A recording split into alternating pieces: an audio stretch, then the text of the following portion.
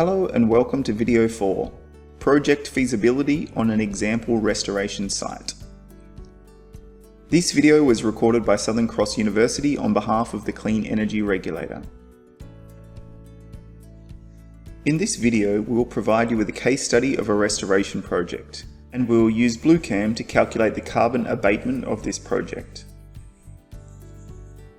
This case study is a site called the Blue Heart, which is located on the Sunshine Coast in southeastern Queensland.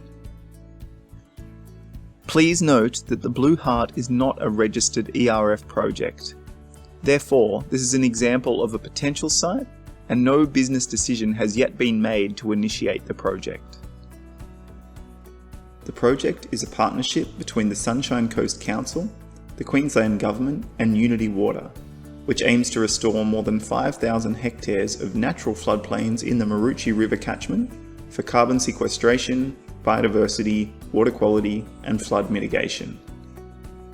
The map on the right-hand side of the page shows the total area of the site, which includes multiple land types, including state protected areas, council land, land used for industry and privately owned land. This case study will focus on a small portion of the land which is being monitored as a part of the larger restoration project. You can see more information about the Blue Heart restoration online using the link and the QR code. The restoration site of this example is within the Blue Heart restoration project area, and it's being monitored by the University of Queensland and Griffith University.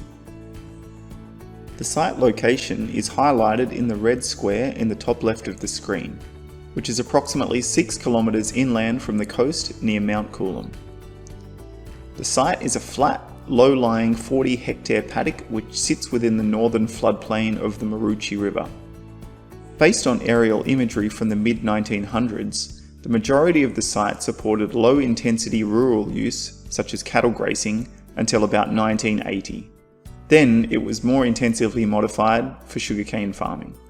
Since the mid-2000s, the site has not been actively used, and in 2018, the site was purchased by the Sunshine Coast Council for environmental restoration. The site has two main drains which run along the northern and southern boundaries. 3 tidal gates along these drains largely prevents tidal waters from entering the site. The site also contains remnant cane drains and internal furrows. The image on the right-hand side of the screen shows the drains in blue lines and the tidal gates are the red dots. This image is an example of one of the tidal gates which can be easily opened to allow tidal water introduction into the site. Here are some site images. The restoration site is at the top left image, which was underperforming agricultural land. After it was abandoned in the mid-2000s, it became dominated with weeds, as can be seen in the bottom left image. With tidal introduction, it has potential to become a healthy mangrove forest. The right-hand image is a reference site, which is a nearby piece of land at a similar elevation to the restoration site, which has already been restored. This image is an example of a project area map for the site. The details in this image may be incorrect as the Blue Heart restoration project has not yet had the verified site mapping completed for the method. However, these site values provide a likely example of the project restoration outcomes. As per the method guidelines, the site has been delineated according to elevation.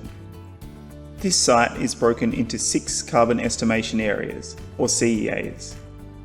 CEAs 1 to 5 have a similar elevation from 0.25 metres above the Australian Height Datum, AHD, to 0.5 metres AHD.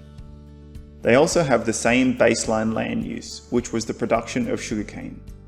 These 5 sites make up 37.5 hectares of the total 40 hectares, and they're only treated as separate CEAs because they are separated by drainage channels, and they may regenerate at different timescales. CEA 6 is the area of the drains which have a lower elevation, which is 0 metres AHD. I'll now use the Excel-based version of the Blue Carbon accounting model, BlueCam, to assess this site. If you haven't already opened BlueCam, you can find the BlueCam Excel file online by using the following link, or you can access it on your phone or tablet using the QR code. This is the opening page of the BlueCam model. If any of the steps for using BlueCam are unclear, please see video 3 for a thorough explanation of all the steps required to use BlueCam. Because the site is located on the Sunshine Coast in southeastern Queensland, I'll open the Temperate tab. Remember that the information from the map and in the following BlueCam calculations is hypothetical, but it gives an example of the potential project outcomes. I'll now show what it looks like when we enter the values from this site into BlueCam over a 5-year reporting period. Firstly, I'll enter the start and end dates for this 5-year reporting period. Remember, these dates are hypothetical since the project has not yet been registered. If any of the steps for using BlueCam are unclear, please see video 3 for a thorough explanation of all the steps required to use BlueCam. I have selected a 100-year permanence period and I will not apply a project area discount. The tidal range at the site is 1.1 metre. I assume that no fuel is required to open the tidal gates, so the values in column H remain 0. Next, the areas of each CEA are entered into the spreadsheet in column K, and the elevation of each CEA is then entered into column L. Next, column M asks if tidal introduction has occurred for each CEA, meaning that the tidal gates are open and that the land is being inundated with seawater. We assume that this is yes, since the hydrological assessment has identified this as a valid site for this blue carbon restoration project. The baseline land type for CEAs 1 to 5 is sugarcane land, because this was the use prior to this restoration project, and we can assume that this use would continue if the restoration project were not occurring. CEA 6 is the drainage channel area. Because in this case I just want to see the total project abatement, I will skip column P. However, if you are claiming over multiple crediting periods, you would have to enter values here. See video 3 for more details. Column Q asks for the land type at the end of the reporting period. I'm going to assume that mangroves occurred in each CEA from CEAs 1 to 5 as they have in the reference site.